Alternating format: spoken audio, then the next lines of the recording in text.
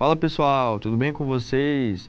Professor Marcos Daniel de Filosofia, mais uma vez aqui com vocês nas nossas aulas online. E aí, na aula de hoje, como vocês sabem, a gente vai começar a falar desses contratualistas, né? Então, na aula passada a gente viu ali alguns conceitos básicos, né? Para a gente compreender como que o homem ele passa a justificar racionalmente a criação do Estado. E aí nós vimos algumas características, né, tanto modernas quanto contemporâneas, desse contrato social, que é justamente as nossas constituições, né? Nossas constituições, elas são os nossos contratos sociais. Então, quando a gente ouve falar de Estado, de natureza, criação, contrato social, não são coisas que estão ali distante da realidade.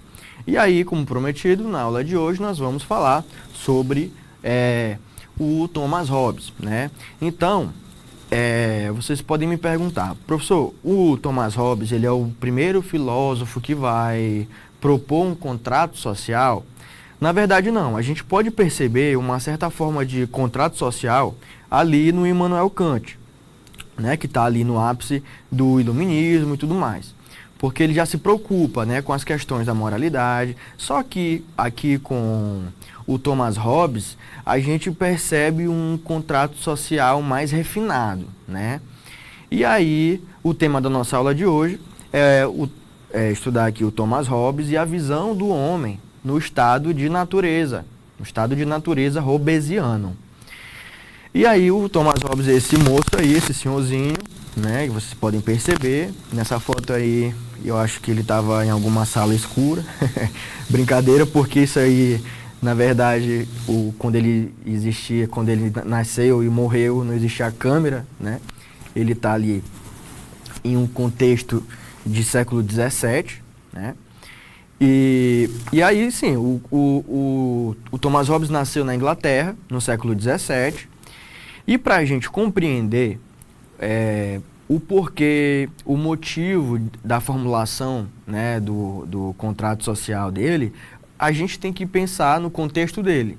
Então, por exemplo, até o Maquiavel, quando a gente estudou Maquiavel, vocês notaram que a gente não tem como falar de um filósofo sem falar do contexto dele, porque ele não tira as ideias dele do nada. O Maquiavel, ele estava todo o contexto histórico, o contexto social em que ele vivia, justificava ali a criação da sua teoria política. Assim como a gente vai perceber, o contexto histórico do Thomas Hobbes vai ser fundamental, né, para a sua concepção política. E aí, ele está num contexto ali de guerra civil, né, a Guerra Civil Inglesa, que aconteceu entre 1642 e 1651. E claro, no contexto de guerra civil, o homem ele está ali uma completa estabilidade social, econômica e política, né? Até porque a crise aqui também foi econômica. E além disso, havia um conflito entre o parlamento do rei Carlos I sobre os limites do poder real. E aí a Inglaterra ela mergulha em um período de caos, de instabilidade, de violência. Esse é o contexto no qual o Thomas Hobbes nasce, inclusive. E aí, por que desse conflito? Né? A gente está ali no período de Renascimento e a gente percebe que nesse momento é um momento em que de baixa Idade Média, já ultrapassou ali, na verdade, a baixa Idade Média, todas essas características medievais, né, elas estão em declínio da Idade Média. E aí está surgindo, claro, um outro tipo de Estado, que é o Estado moderno. E aí a Europa está passando por algumas transformações profundas. Nós temos a queda do sistema feudal, onde o poder ele era descentralizado. A gente tem a ascensão do absolutismo, que é ali os últimos suspiros, né, desses monarcas absolutistas, buscando ali centralizar o seu poder, uma vez que o contexto de transformação ele era muito, muito forte. E temos também o fortalecimento do Estado-nação como ali uma unidade política soberana. O Hobbes ele viveu, como eu já falei para vocês, durante o Renascimento e o início da Revolução Científica. ele teve contato com ideias do racionalismo e método científico, especialmente influenciado por Galileu Galilei. Então, Galileu Galilei foi ali aquele cientista que buscou fazer investigações a respeito do universo, dos planetas, né? Concordou com a ideia ali do heliocentrismo e foi perseguido e morto por isso. Aí temos uma obra, né, escrita durante o exílio do Hobbes, na França, que é a obra onde ele vai ali desenvolver o seu tratado político, que é o Leviatã. O Leviatã é a obra mais famosa do Thomas Hobbes. Nessa obra, ele apresenta a sua concepção política de estado de natureza, a sua concepção do estado de natureza, como uma condição, como é que era, né, constituído, configurado esse estado de natureza hobbesiano. No estado de natureza para o Thomas Hobbes, o homem ele vivia, claro, não havia nenhuma lei, nenhuma autoridade, e o homem ele está em constante conflito uns com os outros. Portanto, é um estado muito conturbado. Então, ele vive uma vida solitária, uma vida completamente pobre, desagradável, uma vida brutal, né, que é marcada ali pela morte. Então, é uma vida muito curta. E nesse estado de natureza, a gente pode ver em alguns lugares onde define o homem agindo como egoísta, né? Só que, na verdade, não é apenas egoísta, ele age a partir de vários sentimentos complexos que talvez ainda nem fossem nominados, né? Pois bem, vamos lá. O Thomas Hobbes, ele nasceu 5 de abril de 1588, portanto, ele nasceu ali no fim do século XVI, na Inglaterra. E, como eu falei para vocês, era um contexto de grande instabilidade política. Aí tem até alguns boatos de que ele nasceu, né? Na verdade, não são boatos. Ele, de fato, nasceu prematuro, né? Ele nasceu ali antes do tempo que deveria passar ali na barriga. E o motivo disso foi o medo. Ele nasceu por causa do medo. Então, lembrem, o que marca, por exemplo, o estado de natureza hobbesiano é o medo. E ele nasceu prematuramente por causa do medo, porque a mãe dele, ela entrou em trabalho de parto justamente quando ela soube, né, que o exército ali da Espanha estava se aproximando e ia invadir a Inglaterra, né, no contexto já de guerra, não só guerra civil, mas aqui uma guerra entre países. Então a mãe dele, com muito medo, acabou ali muito medo e de morrer, de não conseguir criar o filho, etc. Ela acaba ali tendo o seu filho prematuramente. Então, né, é um comentário até espirituoso, porque justifica até a formulação ali do seu contrato social. O Thomas Hobbes, ele estudou na Universidade de Oxford, onde ele recebeu uma formação clássica, né? E aí, a gente está vindo de um contexto de escolástica, né? Aquela era do período medieval, onde se cria as escolas, né? E a filosofia ela é desenvolvida dentro dessas escolas e universidades. Então, o Thomas Hobbes, né, como vários outros filósofos, como Descartes também, estudaram nessas escolas que ensinavam a lógica aristotélica, né, devido a essa influência da escolástica medieval. Ele teve a sua trajetória intelectual que o levaria para bem longe dessas tradições, como a maioria desses filósofos. Estudam a partir dessas tradições e eles depois se contrapõem, né, a ela, como eu falei para vocês, o caso do Descartes. Ele trabalhou como tutor e secretário de várias famílias nobres, sendo uma das mais importantes a família Cavendish, a qual ele se manteve ligado ali por toda a vida. Então, ele também exerceu ali alguns cargos políticos. Pois bem, ao longo de sua vida, o Thomas Hobbes ele escreveu várias obras. Como de costume, os filósofos não falavam apenas sobre um assunto específico. Eles não tinham uma especialização. Eles falavam sobre lógica, falavam sobre ética, física, teologia, matemática e várias investigações, né, várias ciências que já existiam ali naquela época. Só que, claro, a obra O Leviatã, publicada em 51, que vai fazer com que a gente ainda esteja falando dele, né, hoje aqui já no século XXI. Pois bem, eu já dei uma adiantada para vocês de como era esse estado de natureza hobbesiano e aqui a gente vai falar um pouco mais sobre ele. qual a definição do estado de natureza para Thomas Hobbes? Então, é aquela condição hipotética, lembrando para vocês, não é um momento histórico, é uma condição hipotética antes da criação da sociedade, do Estado, né? E aí é uma ferramenta filosófica para a gente entender a origem do poder. Já ouviram essa frase, com certeza já ouviram essa frase, de que o homem é o lobo do homem. Então, quando ouvirem essa frase, já associe ao estado de natureza hobbesiano, porque uma vez que é um estado onde o homem ele age ali a partir dos seus sentimentos, dos seus desejos, né, ele está em constante conflito e, portanto, essa frase aqui define o homem nesse estado, o homem como sendo o lobo do homem. Ok. Vocês podem também perceber esse termo, né, o homem é lobo do homem, mas também vocês podem perceber o termo da luta de todos contra todos, porque era de fato isso, né, que marcava esse estado. E aí a gente não pode perceber a gente não pode entender, que era um estado no qual prevalecia somente a lei dos mais fortes, porque é um engano. Por exemplo, tem uma pessoa, sei lá, 2 metros e algumas pessoas ali menores, em menor condição física, e aí o que prevalece é a lei desse que é mais forte fisicamente? Não. O Thomas Hobbes vai dizer que todos os seres humanos nascem ali com a mesma inteligência, com a mesma força. E, por exemplo, se algum, ele se destacava, por exemplo, pelo seu tamanho físico, isso não garantia nada para ele, porque esse homem, ele é inteligente e astuto. Ele poderia muito bem se organizar com outras pessoas para ali derrotar, né, aquele que eventualmente tivesse mais condições de vencer, por exemplo, um duelo. Então, não é apenas o medo de algumas pessoas, é um medo generalizado, é um medo mútuo, né? E claro, aí nesse estado não tem nenhum tipo de garantia, o que resulta essa guerra de todos contra todos. E aí, aqui, claro, mais uma imagem feita por inteligência artificial.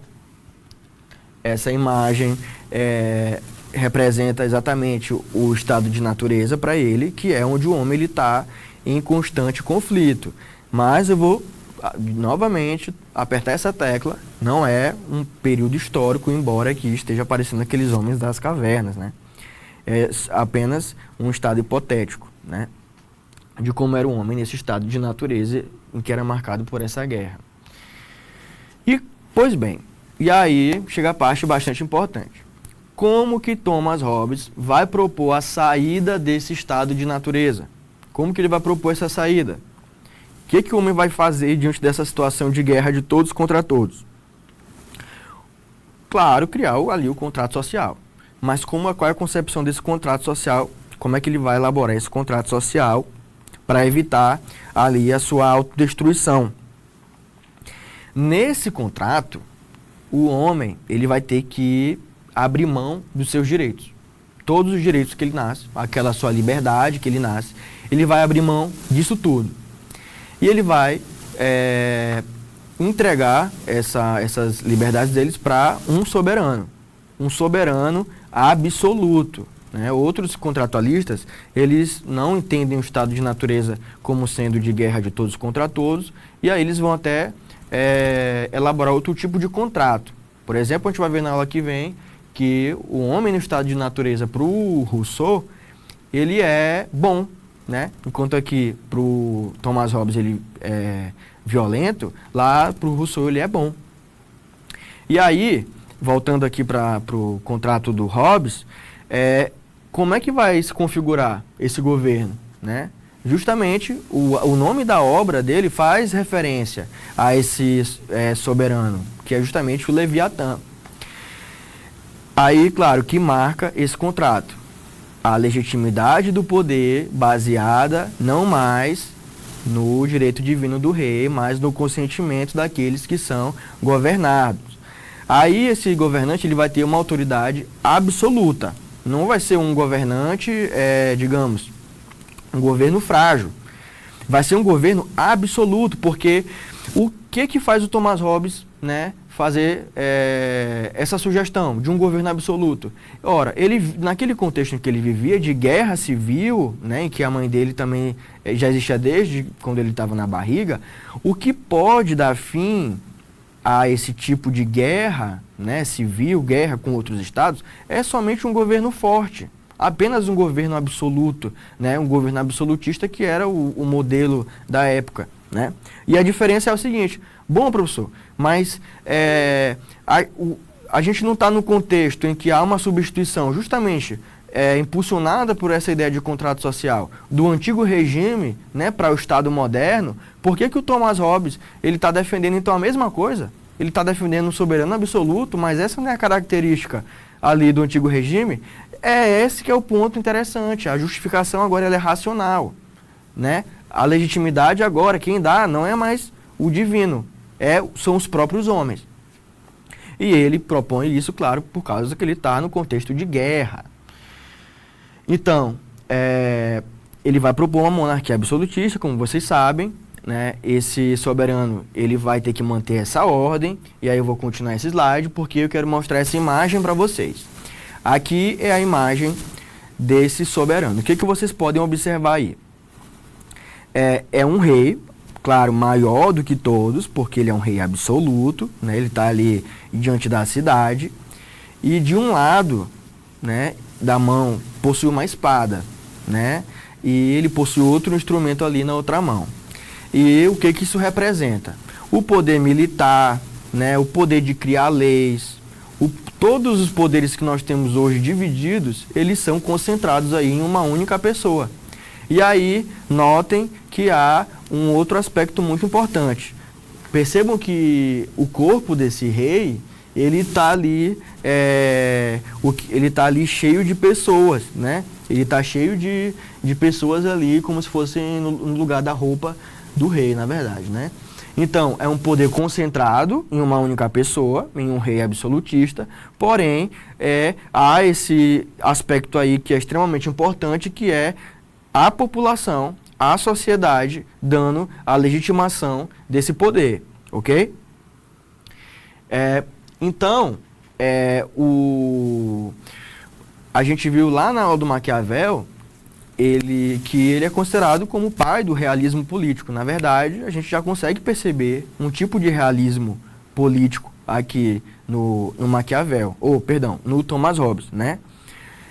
Porque para ele o governo é o remédio contra o caos no qual ele se encontrava. E a liberdade, essa liberdade da qual o homem nasce com ela só pode existir onde existe uma autoridade legítima para, digamos ali, conseguir controlar, né, fazer ali a dosimetria, não sei nem se esse é o termo mais adequado, mas digamos, é uma liberdade que deve ser domesticada, né, onde deva ser estabelecido limites, ok? Pois bem, claro, alguns reis absolutistas, eles vão se justificar, né, inclusive, no contrato social. Porque agora eles vão, o contrato social ele passa a ser uma legitimação agora racional para esses reis absolutistas ali que estão vivendo na Europa até ali a caída do primeiro, que é na Revolução Francesa, né? Mas aí, e aí a gente percebe que o Thomas Hobbes ele dá um início ao pensamento político da modernidade.